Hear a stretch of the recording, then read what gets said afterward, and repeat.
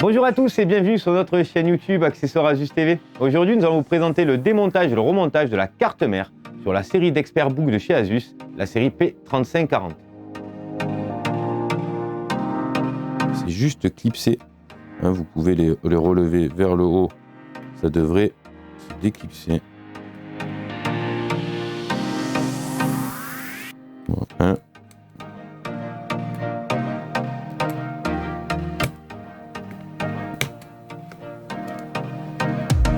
Et voilà deux.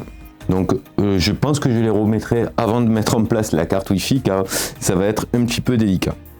Je vais retirer simplement la vis de la carte Wi-Fi. Alors toujours pareil, essayez de garder toujours une organisation. Ah, vous voyez, je vous fais le bon exemple puisque je ne l'ai jamais démonté ce type d'appareil, et cette série d'appareils du moins. Alors on va continuer.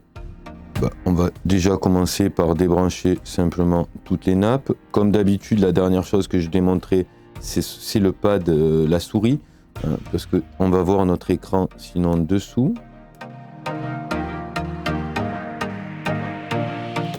Voilà, je relève mon ergot pour retirer simplement ma nappe. Alors ça, c'est la nappe du clavier. Là, on a la nappe du pad. Et là, on doit avoir certainement une empreinte digitale. Donc, c'est la nappe du détecteur d'empreinte. Je retire pareil. De la même manière ici, je retire pour débrancher les câbles. Je vais faire la même manière ici, la deuxième partie de la nappe qui était vissée. Vous voyez, je fais... il n'y a pas forcément d'ordre, mais il y a de la rigueur dans l'organisation. Alors l'ordre, ça vous fera...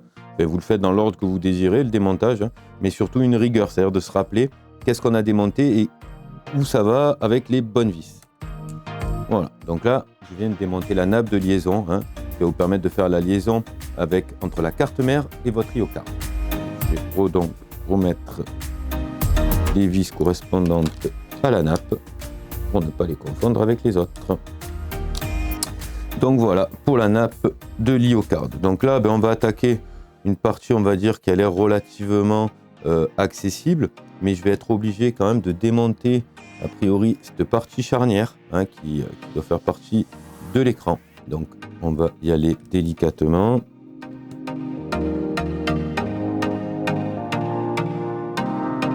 Donc en fait, pour désolidariser comme d'habitude l'écran, je vais vous montrer la première des choses déjà, c'est de débrancher votre câble LVDS, qui est votre câble de liaison entre votre carte mère et votre écran.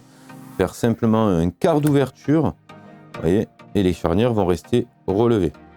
À partir de là, je peux intervenir sur mon top case avec ma carte mère. Vous voyez, je le relève pour pouvoir faire passer le cache.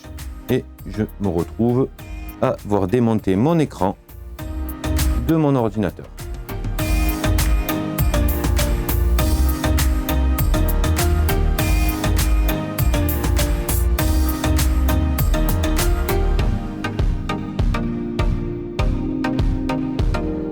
Voilà, ce qui bloque a priori, c'est ce petit système de sparadrap aluminium. On va essayer de ne pas trop l'altérer.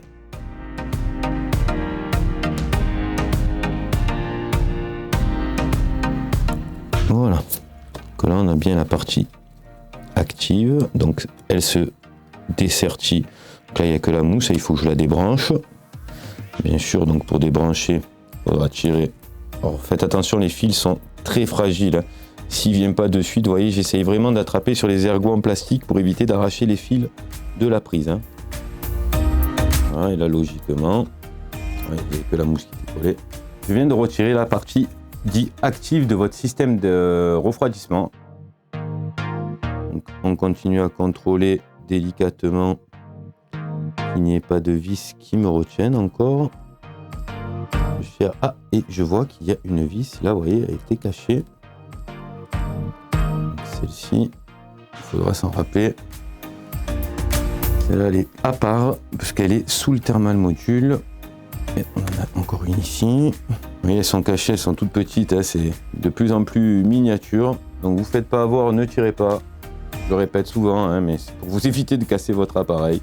Et vous voyez, une fois qu'on a bien levé toutes les vis proprement, sans forcer, on vient de retirer donc la carte mère de votre appareil. Alors ici, pour information, c'est un cache de refroidisseur pour votre barrette de RAM, mais qui est soudé à votre carte mère.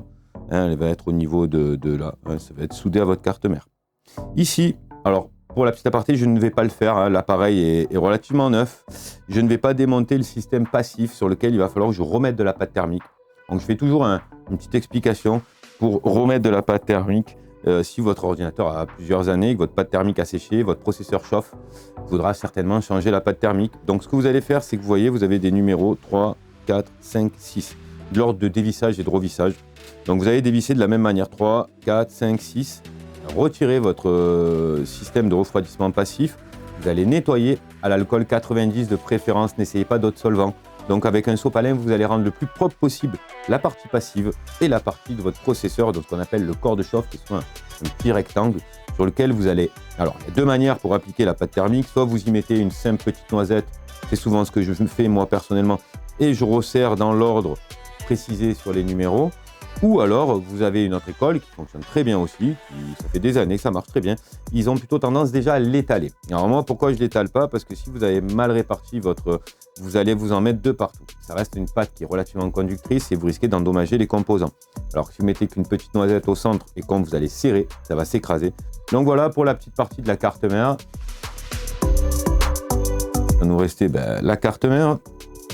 La carte mère, on va la positionner. On fait attention simplement de ne pas passer les nappes dessous. Alors, c'est pas mortel pour l'appareil, c'est juste casse-pied pour vous. Il faudra redémonter pour refaire passer les nappes pour pouvoir rebrancher votre clavier, par exemple. Hop, je vais le garder. Voilà.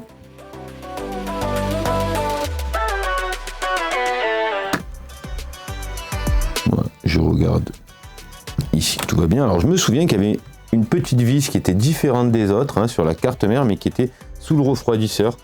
C'est la première que je vais mettre pour ne pas me tromper. Au moins, je suis sûr de moi. Je vais positionner aussi mon système de refroidissement.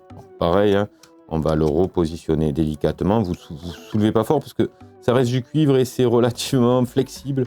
Donc, on va éviter de le tordre. À vous positionner. Alors, si ça se passe pas bien, c'est que je l'ai mal mis. Voilà, voilà. Donc, je n'ai plus qu'à revisser ici. Vous voyez, je remets simplement ma mousse. Voilà. Et je n'ai plus qu'à revisser mes vis de mon ventilateur.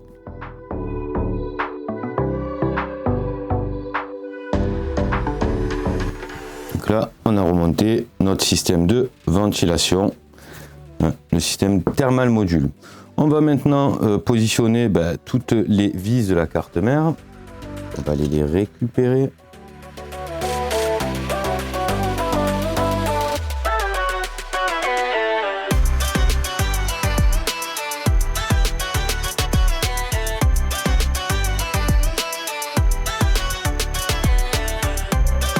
Alors, je vais déjà rebrancher les nappes. Alors là, on va dire que ça reste un petit peu minutieux. Voilà, il faut enfoncer jusqu'au trait indication. Là, vous voyez, vous avez un petit trait noir sur la nappe et vous rabattez ici et ici.